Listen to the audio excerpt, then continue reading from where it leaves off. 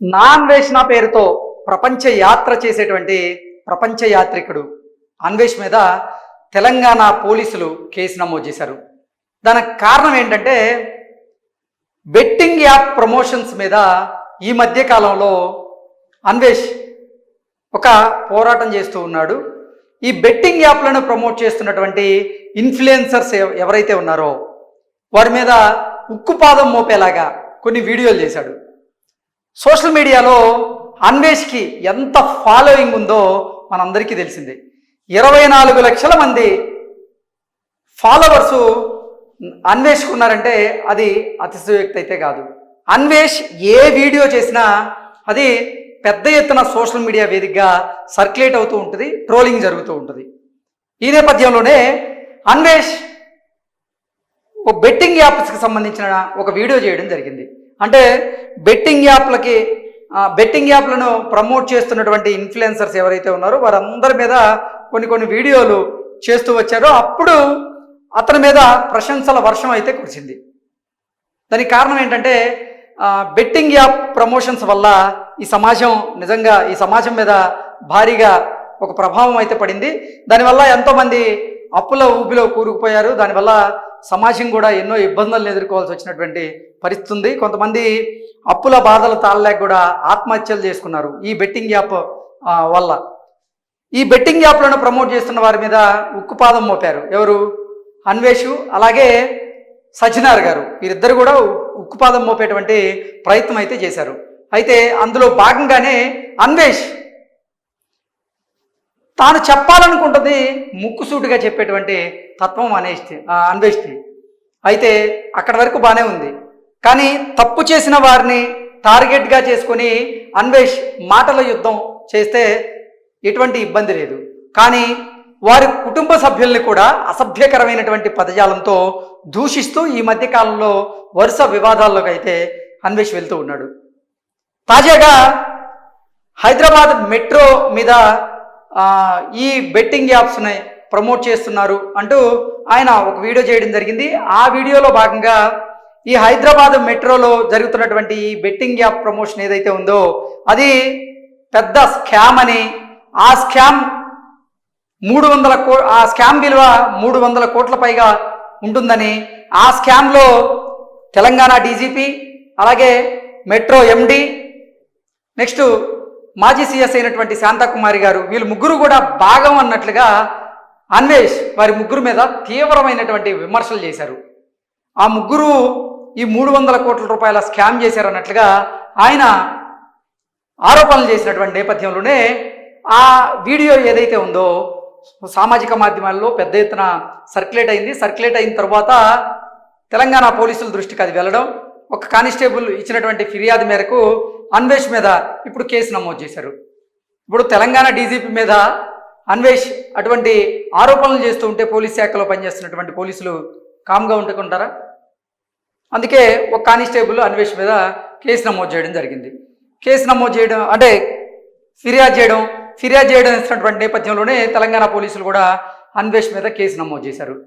ఇప్పుడు అన్వేష్ ఏ దేశంలో ఉన్నాడో తెలుసుకొని మన పోలీసులు అక్కడికి వెళ్ళి ఆయన అరెస్ట్ చేయడమా, లేదంటే అన్వేష్ ఇండియాకి తిరిగి వచ్చినప్పుడు ఆయన అరెస్ట్ చేయడమా అనేది ఒక స్పష్టత అయితే ఇప్పటివరకు రాలేదు. కానీ అసలు అన్వేష్ ఆ ముగ్గురు మీద ఎటువంటి విమర్శలు చేశారనేది మనం ఒకసారి పూర్తి స్థాయిలో విశ్లేషణ చేసుకునేటువంటి ప్రయత్నం అయితే చేద్దాం.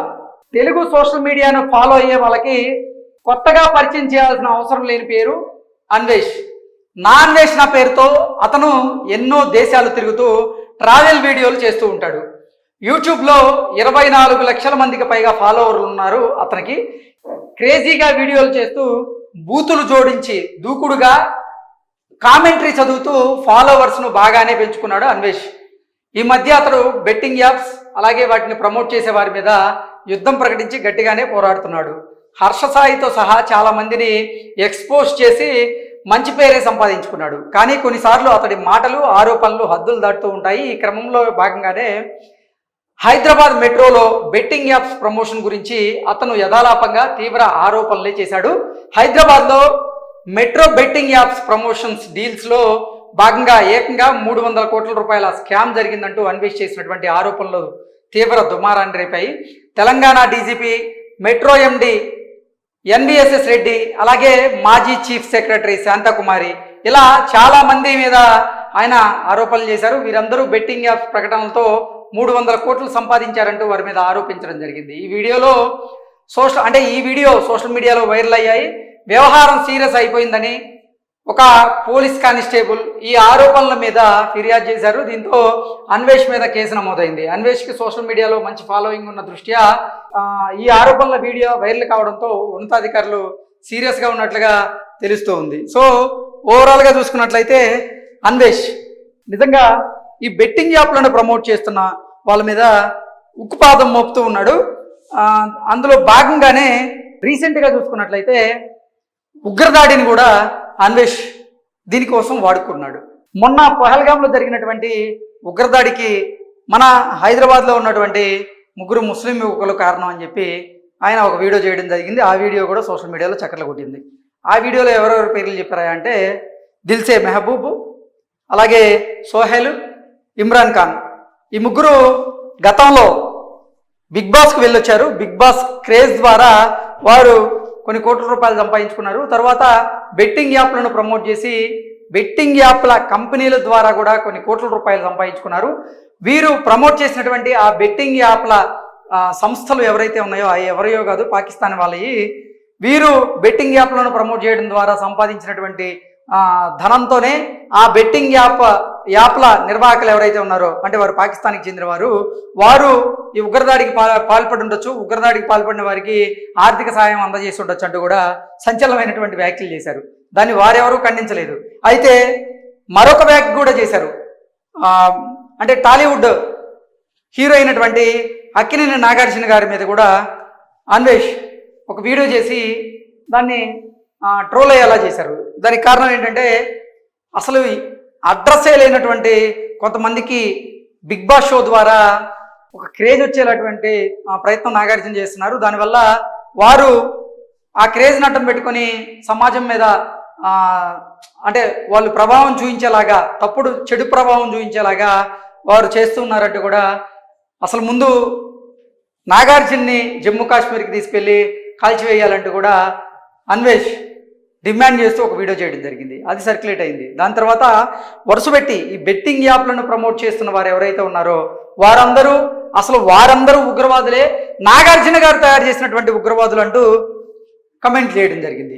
ఇప్పుడు చూసుకున్నట్లయితే అసలు డీజీపీ అంటే తెలంగాణ డీజీపీ, ఇటుపోతే మాజీ చీఫ్ సెక్రటరీ అయినటువంటి శాంతకుమారి గారు, అలాగే మెట్రో ఎండి వీరి మీద ఆరోపణలు చేస్తూ అసలు ఈ మెట్రో మీద బెట్టింగ్ యాప్స్ని ప్రమోట్ చేస్తూ కొన్ని యాడ్లు వచ్చాయి.